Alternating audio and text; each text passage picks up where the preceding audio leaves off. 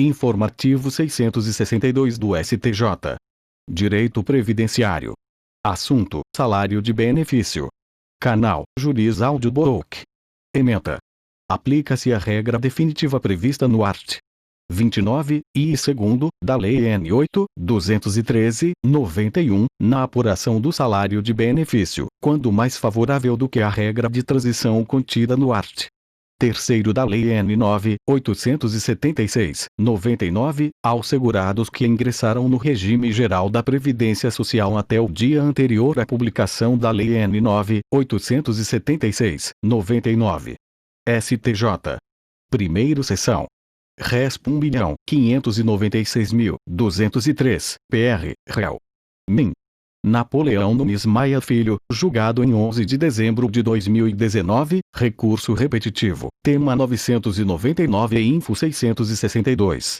Obis. Na prática forense, isso ficou conhecido como revisão da vida toda. A seguir, comentários e explicação. Forma de cálculo do salário de benefício. A Lei N. 8.213/91 trata sobre as regras aplicáveis aos benefícios pagos no Regime Geral de Previdência Social, RGPS. O art. 29 desta lei prevê a forma como será calculado o salário de benefício. Antes de prosseguirmos, o que é o salário de benefício? Salário de benefício, SB, é um valor utilizado como base para se calcular a renda mensal do benefício que será pago. Em outras palavras, o SB é a base de cálculo utilizada para se estimar o valor do benefício que será pago. Sobre o valor do SB incidirá uma alíquota prevista em lei, assim, calcula-se o valor da renda mensal do benefício, RMB. O RMB da pensão por morte é igual a 100% do valor da aposentadoria que o segurado recebia ou daquela a que teria direito se estivesse aposentado por invalidez na data de seu falecimento. Redação original do art. 29. O art. 29 da Lei N. 8.213/91, em sua redação original, determinava que o salário de benefício seria calculado a partir da média aritmética dos últimos salários de contribuição do segurado, com algumas condicionantes. Veja, art. 29. O salário de benefício consiste na média aritmética simples de todos os últimos salários de contribuição dos meses imediatamente anteriores ao do afastamento da atividade ou da data da entrada do requerimento, até o máximo de 36, apurados em período não superior a 48 meses.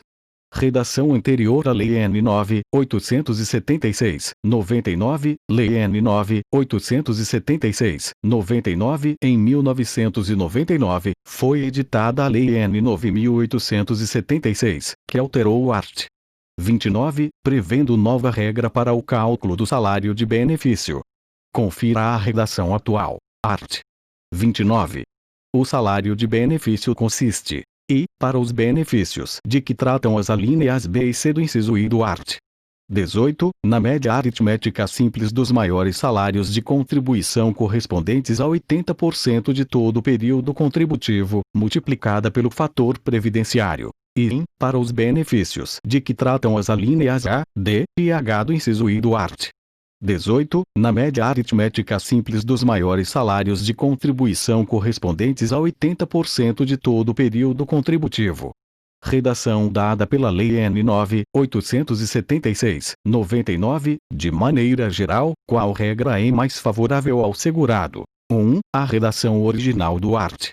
29. Ou 2. A redação dada pela Lei N. 9.876/99, chamada de regra definitiva prevista no art. 29. A redação original do art. 29.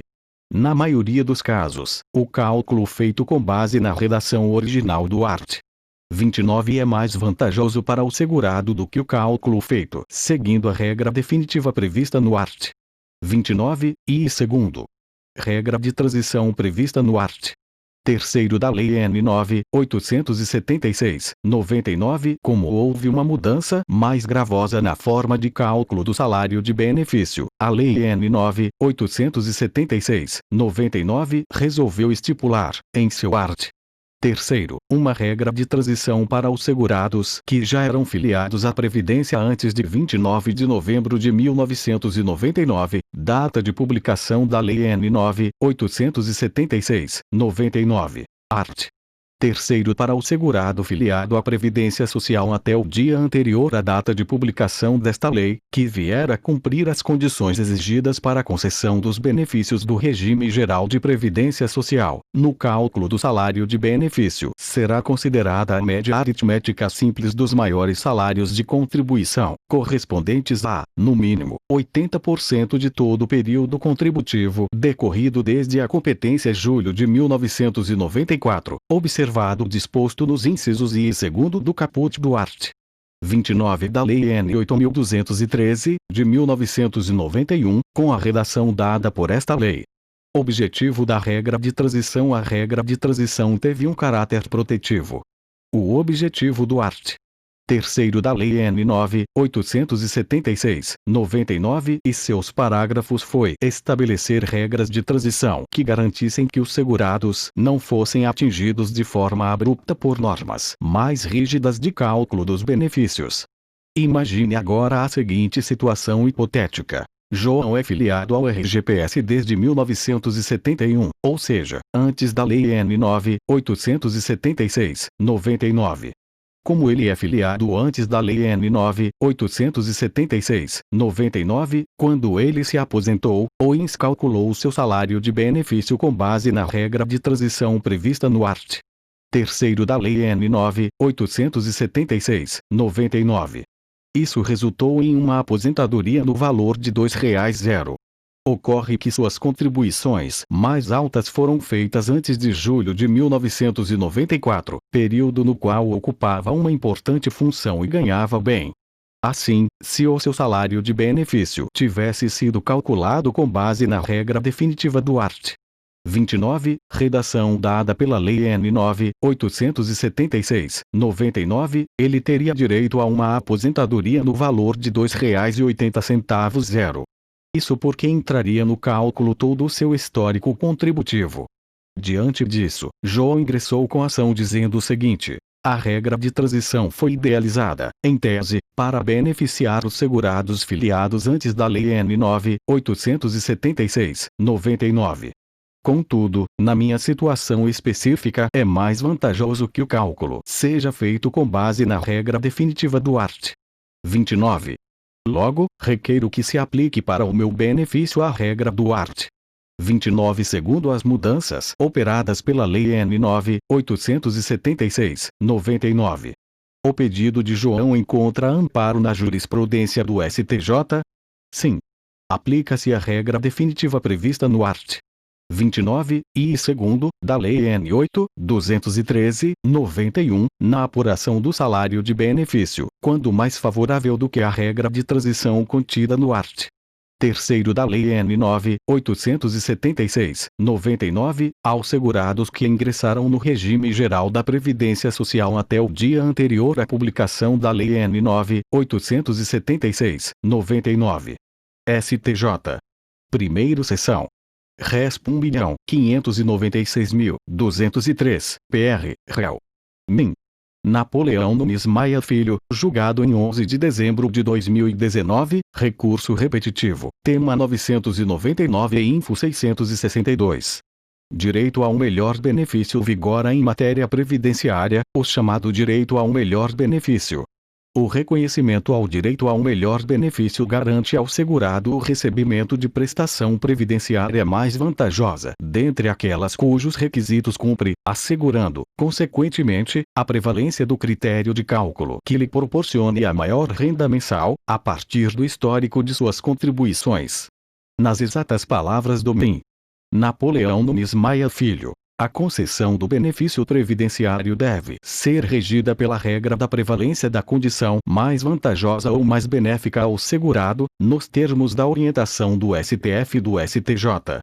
Assim, é direito do segurado o recebimento de prestação previdenciária mais vantajosa dentre aquelas cujos requisitos cumpre, assegurando, consequentemente, a prevalência do critério de cálculo que lhe proporcione a maior renda mensal possível, a partir do histórico de suas contribuições. Contribuições feitas pelo segurado quanto aos demais períodos não podem ser descartadas a regra de transição do art. Terceiro da Lei N. 8.213/91 afirma que só serão consideradas as contribuições ocorridas a partir de julho de 1994. Ocorre que não se mostra razoável que o segurado tenha pagado contribuições anteriores a 1994 e que elas sejam simplesmente descartadas pelo INSS. O sistema de previdência social é regido pelo princípio contributivo, decorrendo de tal princípio a consequência de haver, necessariamente, uma relação entre custeio e benefício. Logo, não se pode admitir que, tendo o segurado realizado melhores contribuições antes de julho de 1994, tais pagamentos sejam simplesmente desprezados no momento da concessão de seu benefício. Se a regra de transição não for vantajosa, não deve ser aplicada. As regras de transição são pensadas para beneficiar a pessoa que foi atingida pela nova legislação. É pensada, portanto, como uma vantagem para quem já estava na situação antes da nova lei. Justamente por isso, se a regra de transição é mais gravosa que a nova lei, esta regra não incidirá, devendo ser simplesmente aplicada à nova lei. Assim, a regra de transição, como tal, somente deve ser aplicada se a regra nova não for mais benéfica ao segurado. Logo, se a média dos 80% maiores salários de contribuição do autor, regra nova, resultar em um salário de benefício maior que a média dos 80% maiores salários de contribuição a partir de julho de 1994, regra de transição, deve-se aplicar a nova regra, assegurando a percepção ao melhor benefício, que melhor reflita o seu histórico contributivo com o RGPS. Não se trata de direito adquirido a regime jurídico. Vale ressaltar que a tese acolhida pelo STJ não implica em reconhecimento a direito adquirido a regime jurídico, o que se sabe não encontra abrigo na jurisprudência consolidada do STF e do STJ. O reconhecimento a direito adquirido a regime jurídico se verificaria na hipótese de se reconhecer ao segurado direito ao cálculo do benefício nos termos da legislação pretérita, redação original do art. 29 da Lei N. 8.213/91, o que não é o caso. O que o segurado pretende é justamente o contrário, ou seja, que se aplique a legislação em vigor, redação atual do art. 29. Em suma, é possível aplicar a regra definitiva prevista no art. 29, e segundo da Lei N. 8.213/91, na apuração do salário de benefício, quando se revelar mais favorável do que a regra de transição contida no art. Terceiro da Lei N. 9.876/99, respeitados os prazos prescricionais e decadenciais. Afinal, por uma questão de racionalidade do sistema normativo, a regra de transição não pode ser mais gravosa do que a regra definitiva. Na prática forense, isso ficou conhecido como revisão da vida toda. Assim, o STJ admite a chamada revisão da vida toda no cálculo da aposentadoria. Fim. Deixe o curtir no vídeo. Comente. Se inscreva e ative o sininho de futuras publicações. Bons estudos!